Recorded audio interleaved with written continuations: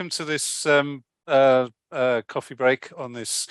It just feels like the first spring day that we've had, doesn't it? Or the first spring coffee break that we've had, because the weather, well, certainly where I am, is beautiful outside, and my wisteria is just about to bloom. My tulips, some are coming out and some are finished. I've deadheaded the daffodils this morning, and we've got an amazing morning with or hour with Shalaka. Shalaka, welcome. Give us a wave. So Shalaka's talking about her. I'm going to talk about her portfolio career, but before we get into that, Shalaka, you were of Indian origin, but born and brought up in Dubai. Is that right? Yeah, that's right. What was that like? Yeah, sure. I'm so happy to start off with a little bit of childhood reminiscing because I'm here as well. Honestly, yeah, I was born in Delhi, but we moved when I was like 10 months old. So, mostly my entire life in Dubai. And I was here till I was 17. And then I went to university in the States. So my entire like schooling, everything was in Dubai. And it was a really different place back then. So I get that question quite a bit. I feel like, especially now, because Dubai has cultivated a very different image for itself, obviously by choice. And a lot of expats live here and things like that. But when I was growing up, I think when my mom tells me that when they moved, it was 1994, and there were like 7 skyscrapers in the whole city. And my mom's always like, we moved here. I had like you as a baby. My brother was a bit older, and they came from Delhi. And my mom was like, "What is this place? Like, there's like 7 buildings over 10 stories." And it's so funny because I feel like no one imagines that Dubai was like that in 1994. So they've more than me, they've really seen it like come up. But yeah, I went to the same school like from kindergarten to 12th grade.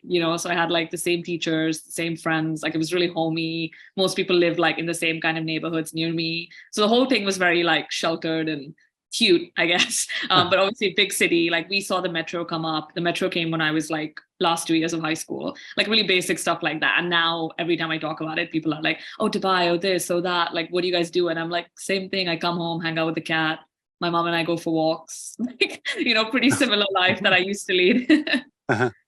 Oh, brilliant! And has the along with all the buildings and the construction and everything that's going on, you talk about the culture. Has the culture changed? Has the attitudes changed? Is it a better place to live now or a worse place to live? What's the Yeah, I mean, that's a great question, because I think when I moved here, it was still like a pretty open place, but in terms of like demographics and diversity, I think it was 80 to 85% South Asian, predominantly Indian and Pakistani at the time.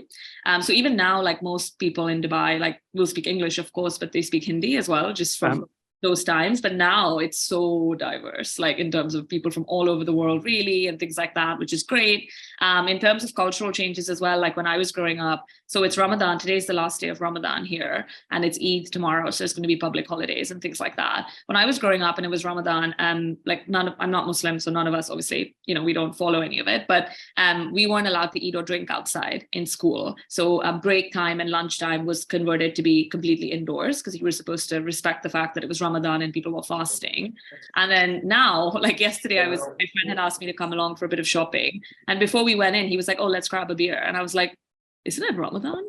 And he was like, "Oh, that's not a thing. Like, that's not a thing." And like, like alcohol, eating out, like everything is like during Ramadan is like completely normalized as well. And when I was growing up, I was like 7 years old and I wasn't allowed to like drink water, like outside during break, and now it's like completely different. So it's definitely like completely moved with the times. And it was never like oppressive or anything. I don't mean it like that. I just mean that they were a bit more like follow certain things. And now it seems to be like a real doesn't matter, do whatever sort of vibe. Yeah, brilliant. And then, so did I catch you went to university in the States?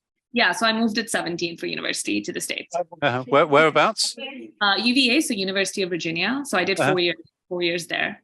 Okay, and that must have been a completely different. It was, yeah. Yeah, go on, tell me about that. Yeah, no. How did you cope with that? Yeah, it was great. I mean, a lot of people from my school go abroad for uni. So a lot of people came to the UK, Singapore, Australia, US, that sort of thing. I wanted to go to the States because a lot of I wasn't entirely committed to what I wanted to study. And in the States, if everyone's heard of it, like it's just very flexible. Like you can choose your major 2 years in, like you can take all kinds of classes. And this is like all I feel like when I look back, I see a pattern with a portfolio career, because I was like, I want to do like Indian cinema classes and business ethics in the morning and like freedom of religion or like another time, and like still do economics and math and like whatever. And like that was all like very normalized in the States at the time. So I wanted to go there to study if possible. So I just sort of, I wanted to go to a college town because I grew up in a big city. So I was like, I don't really want to go and like study in New York, because I feel like the beauty of a college campus, especially, like you can only kind of feel that when you're in uni in a way, like living in that town and being a part of it as a university community. So that's why I picked Virginia, Charlottesville, which is like a really, really beautiful, famous college town. And other than that, it was literally, I looked at like top 5 business programs, undergraduate in the States. Virginia was on it, applied. And that was how I showed up. That was it. Okay. Oh, brilliant. Brilliant. Listen, everybody. So usual coffee break rules apply. Please just come in, interrupt, ask questions. We're all friends here. So don't let me do all the work, because I'm getting old. Shalaka, so went to university, and then I know you came straight, finished your university, back to Dubai, a couple of or 3 internships, Commercial Bank of Dubai, Citibank, and then Deutsche Bank. Again, 3 different routes. Some internships, how were they?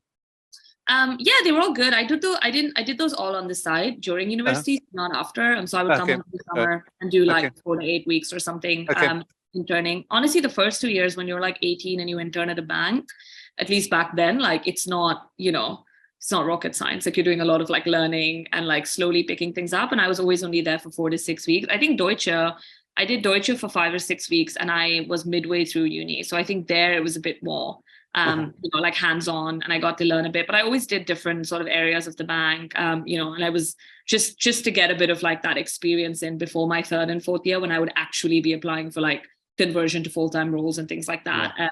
So yeah, I mean, they were good. I got to like try out working in Dubai, which I had never done. And I, to be fair, never did after. So, but it was fun to try it out. Brilliant. And then an internship at JP Morgan, which led to, getting on for 5 years at JP Morgan, from an analyst to an associate. And sort of product management, I see. Well, how was that? How was JP Morgan, New York? Yeah. And really London. Good. Yeah, so I started off in New York, exactly. I did the internship in New York, and I did my first year after university. I started work in New York, and then I came over to London. But like super grateful to JP Morgan in general, but particularly because they facilitated my move to the UK. And I was only supposed to come for a year. It was like visa issues in the States, which is like the story of everybody. And I came over for 1 year to try out JP Morgan London, and then I was supposed to go back. And like 9 months in, I was like, I don't want to leave. Like, please don't send me back. And then they were like really kind about it. Like they helped me find like more of a full-time placement in London, and like sorted out all of my immigration stuff. Like they were just very supportive of the entire thing, which I'm grateful for. At JP Morgan, I was really lucky because, again, following the pattern of the portfolio career, I didn't like go straight into a product management role from day one. They had a 2-year graduate program where it was like you did a different role every 6 months for 2 years, so 4 different roles, and you could do like sales, risk, whatever, product. So, basically, again, just got to try a lot of different stuff, which worked really well for someone who wasn't sure what exactly I wanted to do right out of uni at a bank. So I did, a year at New York trying 2 different teams, and then in London. And then I got to place into what I wanted, which at that time was product management. Brilliant. So, and then you're with Strawberries and Cream, the first side job. Yeah. So that was, I guess you're right. It was my first proper like on the side thing that I tried out. That was maybe 2018, so a few years into work, like 3 years into work or something like that. And basically my friend and I wanted to do some sort of nonprofit work that wasn't just volunteering with our companies. And something we had started noticing was that when it came to donating or like, anything like that, people were obviously willing to donate a fair sum. And totally unrelated, when it came to going out to bars or to parties or to nights in Shoreditch or whatever, people were pretty like freely willing to shell out like £20 for cover or £20 for entry and things like that. So that was where the idea came, where we were like, what if we created like a non-profit that did events, aka parties, pretty much. But the £20 or the £25 or whatever you would pay for cover would be completely donated to a charity, and we would get the bars to work with us. And that way, like one event could raise £1,000 for a charity, just one night. And for the people coming in, they wouldn't have to change anything. They would still go to a party, pay 20 quid for cover, get like a free drink or something on entry, but they would know that all their money went to a charity. And for the bar, obviously, great PR, and they could be part of, raising money for a local charity. So we did events for basically 2 years till COVID. So 2018 to 2020 or something like that. Yeah, like early 2020. And we did like an event a quarter, and we would work with local bars and raise money for totally different charities every time. So we did like SANS, which is a stillborn and neonatal death support group. We did Black Minds Matter, which is a Black mental health group.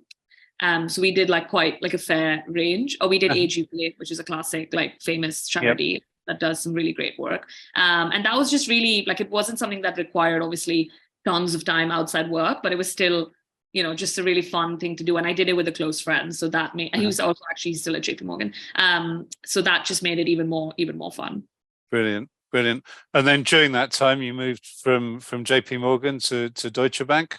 Yeah, 2019, I moved to Deutsche Bank. Exactly. So I was just looking for a change. I'd worked at an American bank for a long time. The Deutsche Bank opportunity seemed really interesting. And actually, I was quite fortunate because I came in the first 6 months, I wasn't supposed to be doing ESG technically, but then after 6 months, the role sort of expanded, and there was an opportunity to take on a lot of ESG product development for large corporates. And I was very much trying to pivot my career towards ESG anyway, because I was doing a lot of that work outside, just like recreationally, like I was starting a sustainability newsletter, things like that. So when it came up at Deutsche, I got to do a lot of work in ESG, which sort of set me up for everything else that came after. Brilliant. And then obviously COVID hit, which must have had a really terrible effect on strawberries and cream. Yeah, so that's the thing. We did like one virtual event where we did an art auction.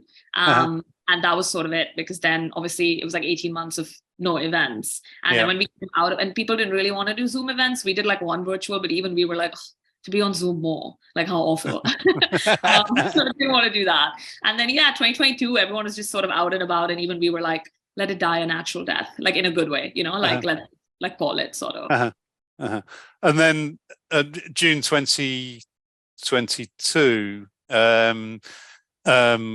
left Deutsche Bank. You had already set up Shacks. You had got some work with the Cambridge Institute for Sustainability, and were doing some consultancy work for somebody else.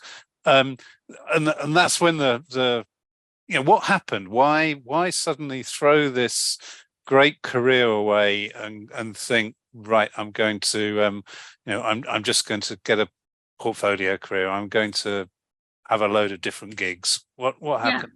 Yeah, obviously a question I get a lot.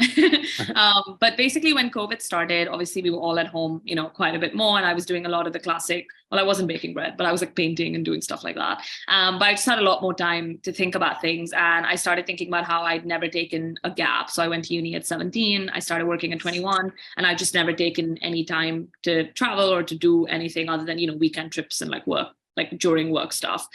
So that was definitely a big driver where I just wanted a break. And at Deutsche, we did discuss the potential of a sabbatical, but it didn't work out, which is fine. I think that's for the best. But so travel was definitely a big driver, but also I wanted to try to do different work outside of sustainability within a banking context. And when you're employed by a lot of big companies in general, they don't permit you to consult or freelance or do a lot of that stuff. So I thought, okay, well, if I take some time off and I travel, I also have the opportunity to explore different kinds of work. So Cambridge, consulting, doing all of that. And By Shacks, which just for everybody is a home decor business that I run. So everything's handmade by me in my studio. It's a small business. I started that while I was at Deutsche, and it was all declared. And, they didn't really care that I was like making vases and coasters and stuff like that. Like they were pretty chilled about that. So that one was kind of already going. But basically from mid 2020 to when I resigned in March 2022, I started planning like, how much money do I want to save if I want to travel? I didn't really want to stay in hostels or do the backpacking thing at this stage. So, I was like, okay, I need a certain level of like comfortable, runway, I guess, to be able to go off and travel like that. And even if I'm earning, like how much is the minimum I have to earn to cover like basic bills, so I'm not like digging into my savings for everything. And I think just like planning all of that out in 2020 really helped, because then the goalpost was like quite exciting. Like I was like, okay, 2022 is the goal. And that was, you know, because I had all that in my head, it was like a very exciting goalpost to look forward to. It wasn't just like I'm going to resign and travel. Like that's absent. I'm sorry, that's my cat, and he's going to keep doing that, so just ignore my cat in the background. But yeah, so that was definitely like the planning, I think really helped me figure out how to quit and do all of that. Brilliant. I'm going to put a link to buy Shacks in the chat here. Where did the inspiration for some of those designs come from? So this is another COVID story, I guess, but I started painting during COVID. And in April, for no reason really, I just wanted to do something different. And I had always looked at fluid art on Instagram, and I was like, this looks fun. And I did it in like our shared living room. So my flatmate, who's like one of my closest friends, was like, there's paint all over the floor. And I was like, sorry. But she put up with it during lockdown. But I started off painting. So I did 100 days of painting. So I tried to do something new every day for 100 days, which really helped because the consistency, you know, got me to a certain place. But then I think 2021 for my birthday, my friends gifted me a Jesmonite starter kit, which is the material I work with. And I just started experimenting with it because we were in lockdown for 5 months. And the more I experimented, the more like random designs kind of showed up. And then that's when I decided, like when I started showing it to people, they were quite interested. And then I got a studio space. And once I got a studio space, things could really move because I had an actual space other than my spare bedroom to like do stuff. Brilliant. Emily, do you want to take yourself off mute? Sorry, Emily. Yeah, go on. Yes, that's right. Yeah, Shalaka, I've got a question for you. So you've been doing this portfolio career for about a year, something like this, a little bit less than that. Yeah. How easy is it to find gigs? Jobs that pay your bills, and how is it in the current environment with recession coming? Do you find it harder? Yeah, it's a great question. I think for me, a lot of my gigs came about pretty much entirely through networking, which maybe isn't always everyone's story, because there are obviously dedicated job boards to freelance positions and, all kinds of like industries and everything. There is a startup called the Portfolio Collective. I don't know how familiar everyone is with it. They only launched in 2020, but they're basically an organization dedicated to helping portfolio professionals prosper. And they do that by creating this community, by helping people connect, but also by posting really interesting opportunities and encouraging their members to collaborate and things like that. And they happened to launch at a really great time in 2020, because that's when a lot of people were exploring the portfolio path. And now they're like funded and, they're raising money and they're doing all of this stuff. So they're now like really, really doing well. But that, I mentioned that because that was definitely a source, like my Cambridge one, for example. So what I do at Cambridge is they have a sustainable finance course certification. So it's an 8-week program that anyone can take who's looking to kind of get some sort of certification in that space. And I'm a course assessor on it. So I grade papers. I provide like background for course content, things like that. There was a tutor at Cambridge who was part of the Portfolio Collective. Her and I were connected through the founder of Portfolio Collective. We started chatting. I had done the course myself during lockdown. And then that's how I ended up speaking to people at Cambridge. So it was very much like a networking driven thing. So to answer the question, I guess for me, it's been networking heavy, but there's tons of job boards out there, which are more dedicated to portfolio careers, freelance positions, things like that. In terms of new gigs, personally, I haven't found too much of a difference, but I also haven't been looking as actively because I'm actually entering full-time employment in 2 weeks.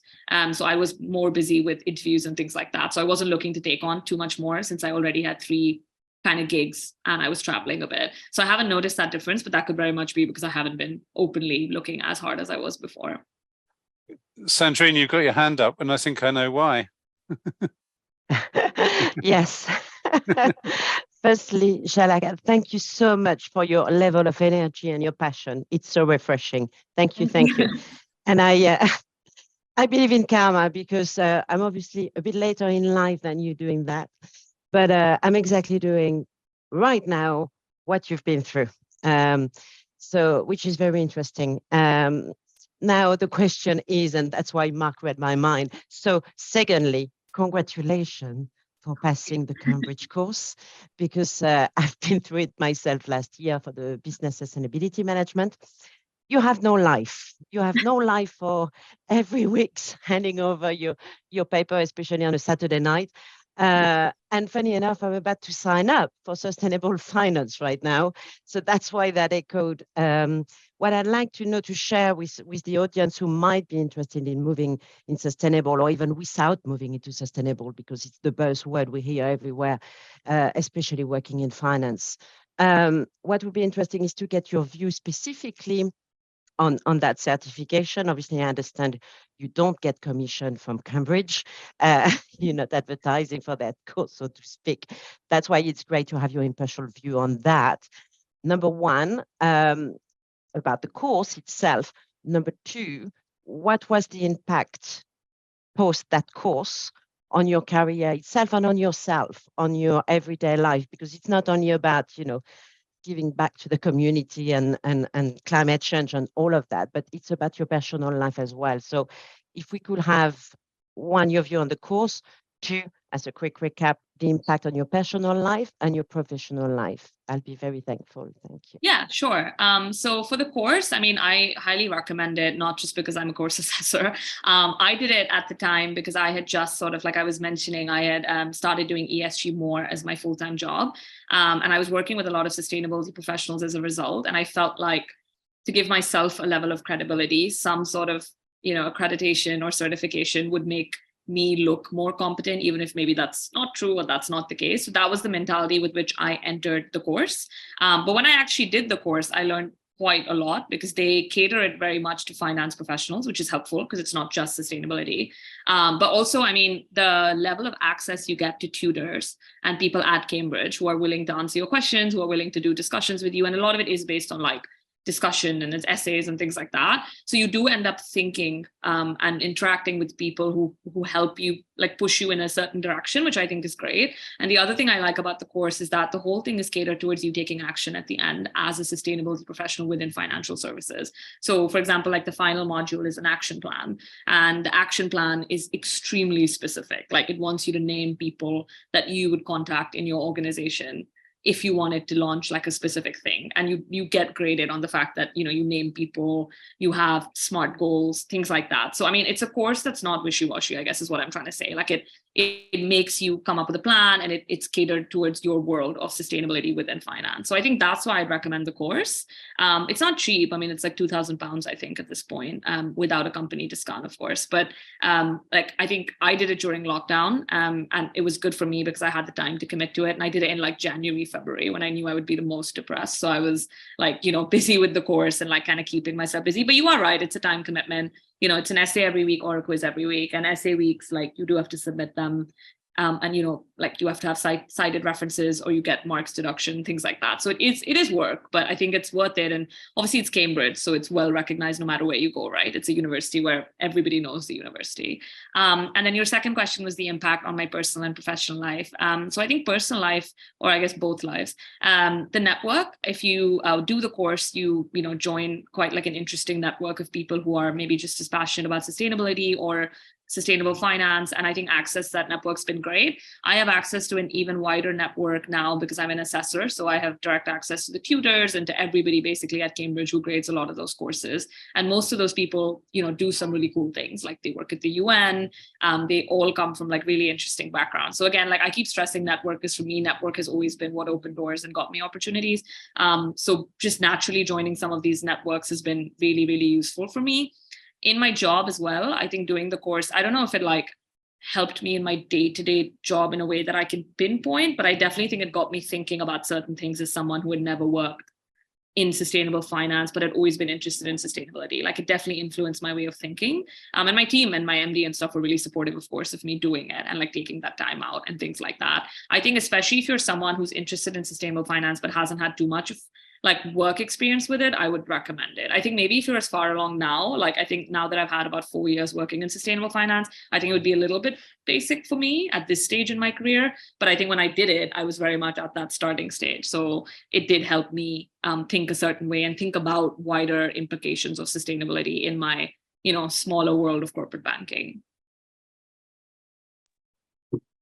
I think we spoke at the time, Shalaka, and said that, this potentially is such a huge leap of faith to kind of, go into the unknown, I guess, and especially post-COVID, where roles had been pulled and recruitment was kind of in a really, really difficult spot.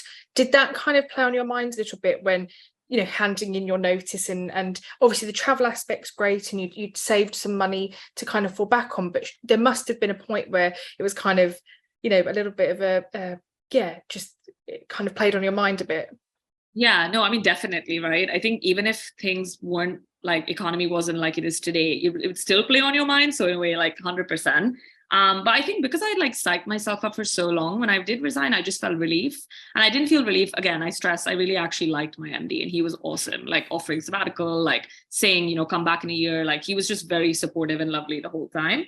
But I just felt relief because I'd been like plotting this thing for so long. And I was like, oh, it's done. It's like a weight off my shoulders in that way. So actually, I just felt really positive about the whole thing finally happening in a way, like a plan working out. It crossed my mind quite a few times, of course, like, oh, what if in 6 months I want to come back and I can't like find the same level of job, or like, I don't know, like I just can't get hired in this space. But I don't know, I think I had a really cool community with the Portfolio Collective because so many people had done similar things and they were doing like way wilder things than I was at the time, and they were falling fine, like they were falling, back on their feet and all of that stuff. So I think I definitely had people to look at that made me feel, because I mean, I was like the only person in my friend circle who did it, for example. So I didn't have super supportive friends. I just didn't have someone to like model it after, like only a handful kind of all over the place. But I did have that community, which helped, I think. And then I guess just a little bit of like blind faith as well. Like I was like, it'll be fine. It'll work out. Like, what's the worst? I'll come back to Deutsche and do the same job. Yeah. I was just going to ask that as well, because you've mentioned your network and your community quite a bit. You must have had some people that had done it successfully that kind of helped spur you on to see how well it can kind of go.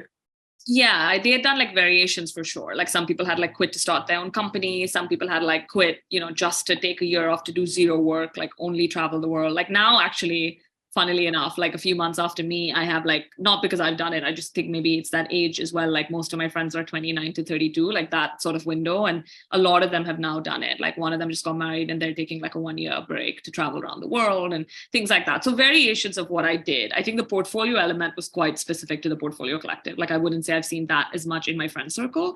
But yeah, I mean, different elements. And like I said, supportive people, like my family, super supportive, friends, super supportive, which just helps you feel like, well, I have like a support group, and like someone will have my partner is super supportive. He's on sabbatical now. So we're just like sabbaticaling together kind of accidentally, not planned. And then I think the other thing is just the financial runway I mentioned. Like I came up with a number and then I like, added quite a lot on it because I was like, I would rather wait than end up in a situation where I'm worried about this, because I just don't think I'm going to enjoy the break, which isn't really a break, but I don't think I'm going to enjoy it as much if I'm worried about like paychecks and things like that. So I will say like I did. And maybe because it was COVID and I wasn't doing a lot, I was able to hit that milestone that I set for myself. But I did give myself quite a buffer so that wouldn't play on my mind, because I think that can be really stressful then if you are worrying about money. So I would say like if you have a savings goal, like definitely hit that goal and then do it if you're able to wait.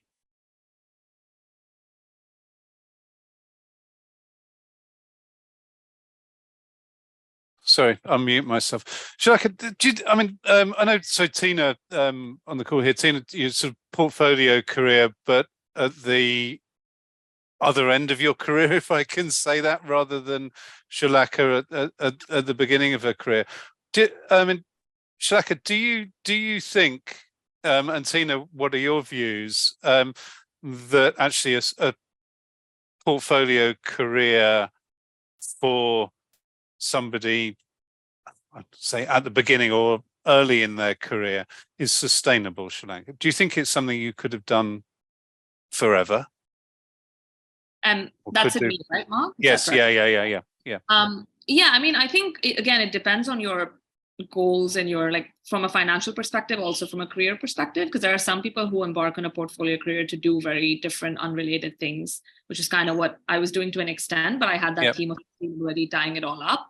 But there's some people who do one thing. For example, they will choose to consult for companies who are looking to fundraise money between the window of 500,000 to 2 million, which is like quite a specific niche. But in a way, because they're so specific, they just build and build and build because they know exactly what their proposition is, right? They're not showing up doing 7 things. They do one thing and they build on it. I think it's very much sustainable, again, because in the portfolio collective, you see people who are making way more than most people make at a corporate job doing stuff like this, like striking out on their own and being a consultant or doing whatever. But also you see people of all ages like doing it. Like the founders are both the founders of the portfolio collective are definitely in their 40s, I think, or maybe a bit older. And like you see people of all like ranges in that community, which I love about it, because I think that way you get the best of all perspectives. So, I mean, I think it's all very sustainable. You just have to figure out how to design a career that works for you. Okay. Tina, is it something you would have liked to have done earlier? I think there's a couple of things just to add. Maybe I don't think age is relevant realistically. It's about what you do. So I think with me, you know, being a portfolio Ned and transitioning to that, I'm not sure that you could do that early stage because, you know, as a non-exec, you just don't have that experience. So I think portfolio is one thing, what you do and whether you're an expert or experienced, I think that determines how you do it, I guess. I think there's a couple of things I would like to add. I think financial is really important because you know, whilst you might earn more for gigs, you don't get gigs all the time necessarily, and you are very much beholden to people. So unless you end up in a fortunate position where you have various part-time roles and then they become firm commitments. So as a start, you know, so you need to really work out your finances and be comfortable with it. And I think you need to work out what you want to do. I very much think it gives you the opportunity to do various sectors. And so people, you know, with me, it's enabled me to sort of work in financial services as well as sport, as well as social finance. So I think it broadens your horizon if that's where you want to go. I think the other thing that I think is really important is style of working. So as a portfolio career person, depending on what you do, you have to, you don't have a routine necessarily and an office to go to and people, you know, so if you're not good at driving yourself or working from home or selling yourself, which is sometimes what you do, you have to meet lots of people to get contracts, or as you would know, Mark, in what you do, you know, if you're not comfortable with that style, because I think there's a lot more uncertainty, probably less politics, to be off the record, it's probably not for you, because it is something you are constantly on the go with, of trying to build your network, trying to create, you know, momentum. So for me, I'm sort of 5-6 months into doing it full time. You know, weirdly, the Ned roles have come quicker than I thought, touch wood, but actually building the consultancy offering, you know, because I don't want to just go and do interim. It is you know, that is still something I've got to work harder at. So yeah, it's a style that I think is really important. You understand how you want to do that and what you personally enjoy in the way you want to work. Tina, thank you. Sorry, Bronwyn, I know you've got your hand up, but I'm going to come to Charlotte, if I may, first of all. Sorry, Charlotte, I'm picking on you again because you've got your camera on and you look as if you need to be interrupted out in that beautiful Cotswold sunshine. So you mentioned you've got a portfolio career. Is that specialist in legal? Tiny fledgling. So I set up this place I'm sitting at is a holiday rental, which I, for whatever reason in COVID, just went, I don't own a place in London. I want to buy a property. I know I'll buy a place in the Cotswolds and rent it out and set up a little business. So I've done that on the side. I've consulted and I'm going through a sort of career change at the moment. I'm about to take another consulting role. But something I've been really, really interested in is ultimately doing an element of executive coaching. And that's something I've thought about. I've had quite a varied career within the sort of legal space between Magic Circle law firms, investment banks and hedge funds, and kind of big asset managers as well. And I've had a few things along the way. So I'd like to get into mentoring a bit more and potentially executive coaching. So I'm very interested to hear about that, but nascent stages, this doesn't take up that much of my time. Brilliant. Thank you. Yeah. Thank you, Sean. Go ahead. So Bronwyn, you had your hand up.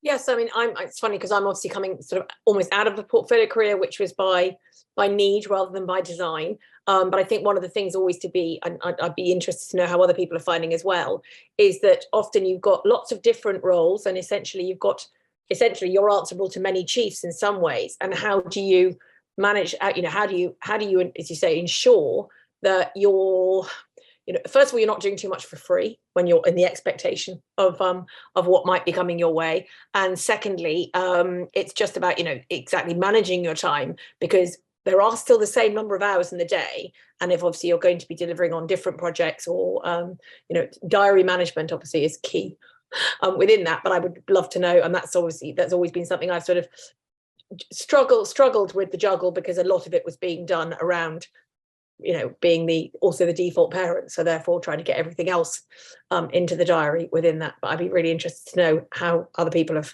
addressed that. I can answer that if you want.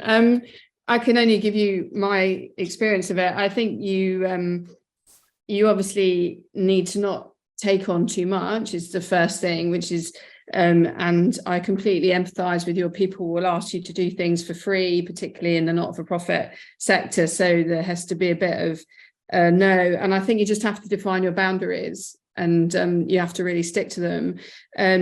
I've found one of the benefits of being in a portfolio career, or being a portfolio NED rather, is that I'm my own boss. So if I don't want to work on a Tuesday afternoon, I don't. But if I work on a Sunday, I do. So I work it around my schedule a lot. And I think it does predominantly, but it does predominantly where you have to really plan. But I do think you will find there will be peaks and troughs, because, in say the annual account cycle on boards, that's a much heavier lift than maybe a summer month where there probably isn't that many board meetings. So it's just really kind of knowing that schedule and really just not committing to too much, and I guess pushing back when people are expecting too much would be my advice. Yeah, 100% echo everything Tina said, like 100%. The only thing I think I would add on is that something that helped me at the start was just one thing, with the office environment we discussed is like you have check-ins, or you have like, I don't know, like a weekly lunch with friends or something that like breaks up your week or adds that like level of, I'm happy to do this. With a portfolio career, often you're alone at home, or, whatever, you don't have that. There are, again, like I usually try to join one on Thursday evening or Monday evening with the portfolio collectives. Like they just have like an open room and anyone can come in who's working on it. And obviously you start seeing the same faces here and here, and there's zero commitment. So like some weeks I don't, because, I've taken Thursday afternoon off or whatever, but it is nice to have that like check-in set up, and it can be with a friend or it can be with whatever. But I sort of like, I'm not the biggest fan of like rigid structures at all, but I do sort of love the idea of this like flexible meeting in my diary that can be like a pick me up if I'm having a tough week, but I don't have office colleagues to chat about it with. So I don't know, I would recommend maybe something like that as well. I've always found, and I think, portfolio careers are quite often lifestyle careers as well. And you choose it because you want that lifestyle. It's important then to say, okay, well, what lifestyle do I want, and where do I want to be in 5 years' time? Katie would tell you, I want to be on the beach in 5 years' time, because that's my goal. Shalaka, you've probably had different goals. Tina, you've got different goals. But I think it is managing those and measuring and saying, okay, what do I need to do to get to the lifestyle that I want in 5 years' time? And Mark, I also think the other thing is that actually there's nothing really great about COVID apart from, the whole flexible working maybe gives you a benefit, because you can, if you can be in the Cotswolds and do a call for an hour, you can travel, and I do it, and I do a meeting, and it means I can spend a week abroad, but, I'm still doing a board meeting remotely. Yeah, absolutely. Brilliant. Any more questions anywhere? The sun's come out in the Cotswolds again. Sorry, Charlotte, you can. Good. Shalaka, I think you. Oh, sorry, Mark. So no, go on, Katie. Go on. I was just going to say, Shalaka, I think you had written some pros and cons, or you'd written some tips and everything that you want to share with people? Yeah, sure. I just written 3 sort of, I guess, well, like a question I often get is like, how do you go about setting up a portfolio career in the first place? And I just like jotted down 3 starting points. So I'm happy to chat through that. But I guess the first one would be like defining your monetizable skills. So I feel like when you're thinking about doing a portfolio career or even just something on your own, like what skill can you go out there and sell essentially? Funny, because I didn't do this at all. I sort of fell into different things and figured that along the way. But I did have that theme of sustainability running through all my projects, like whether it's the consulting or whether it's my home decor business, everything has that theme of some sort of sustainability running through it, which has helped me tell the story of a portfolio career or tie it in nicely. Again, you don't have to have that, but I do think it helps to think about like, what am I actually going to do? And it doesn't always have to be the same thing as your main gig. So if you've been doing something at work for a long time, it doesn't mean like the only thing I can go out and branch out in is more of that. Like, I feel like the best option is often just to combine the skills in different ways. So, you could offer services to different companies. You could run workshops to train people in something you're good at. You could mentor other people, which is, a really great portfolio career. I see people starting now for people who are aiming to get to your skill level. And, for example, like I run a home decor business that's entirely focused on Jesmonite products, which is a more sustainable type of concrete. So it's a niche, but it's an expanding area of homeware, which means that when I attract people to workshops, it's because it's something unique within a broader range of creating something with your hands or creating something for your home. But, other examples can be, we talked about lawyers, like, instead of being sort of like, I'm a lawyer, you could specialize in a very specific type of law. Instead of being like a basic project manager, you could become an expert in, new product launches or something like that. That's the first one, but I see that we have a question, so I'm happy to pause and do that. Emily. I was just wondering. Oh, sorry, no childcare today. It is my daughter asking for a snack. Give me a second, please. So I'm wondering if you would actually consider going back to being a full-time employee after having had a taste of the portfolio career and the lifestyle that comes with it. Yeah, so I am in 10 days. So perfect question, I guess, because I'm starting a new job May 2nd. And like, honestly, we were chatting about this before the call started, but it was very much because an opportunity came up that was quite cool and it aligned with everything I was trying to do. You talk about the lifestyle though, which is interesting because I did tell myself I wouldn't go back to a company that would restrict everything I was doing, like a company that didn't allow me to do anything else on the side. Was a hard no for me. So I wouldn't, like when I was starting to shop around with some companies, like I wasn't really looking at places that were going to completely shut me down. I completely understand that there's certain things, like most big companies, they don't let you work abroad for months at a time. That's fine. Like that's something I'm willing to totally compromise on. But just things here and there, like for example, my home decor business is very much going to carry on. That's supported. That's good. The consulting might carry on. That's supported. That's fine. So things like that, I guess. So my lifestyle can still stay pretty similar. But I'm going to get to do something pretty cool in a full-time capacity while still balancing it. What is this job that you got? Oh, so I'm joining Standard Chartered in sustainable finance. So it's in their sustainability team. And it's going to be like a wide variety of things, but covering non-Western markets because that's mostly Standard Chartered. So Asia and Africa. Near Moorgate. Near Moorgate, yes. Yeah, it's opposite my office. Next door to you, Emily. Next door to you. Yeah. From the building. Yeah, because it's actually a 5-minute walk from Deutsche, which is where I was before. So I know my commute. Oh, brilliant. Brilliant. Good.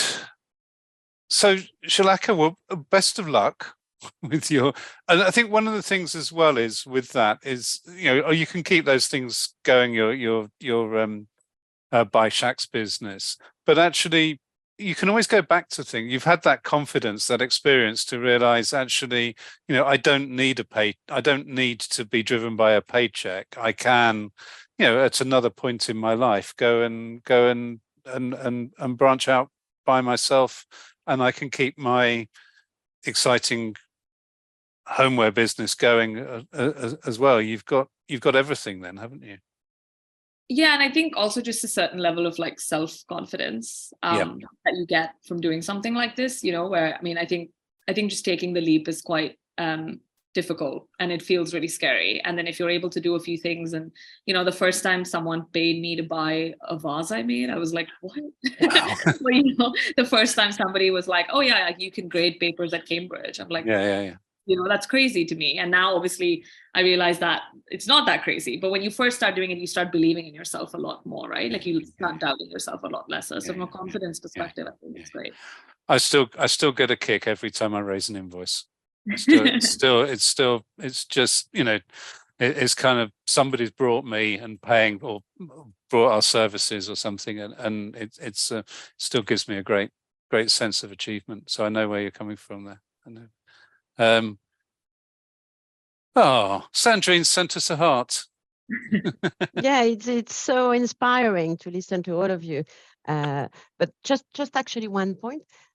We talked about age, and maybe that's that. I believe it's not age that gets you to do that. It's the stage of life you're in, i.e. if you have a family, children to look after or not, that's the stage of life that drives you to that, or anything that happens to you within your life. That gives you more purpose and that kick to do it, so to speak. So that's why I have a lot of admiration, Shalaka, for what you've done without being too patronizing at such a young age. And your energy is just fabulous. Thank you. Sandrine, thank you. Right, we're coming towards the end of our hour. So unless there's any further questions for Shalaka, and it doesn't look as if it's Shalaka, thank you. Thank you very much for sharing your story. It's inspirational, it's exciting, and best of luck with everything at Standard Chartered. And we know some people there, so we'll close the loop and put you in touch with them. Yeah, thank you so much for having me, and thanks everyone for coming. I'm always available if anyone wants to connect or chat as well.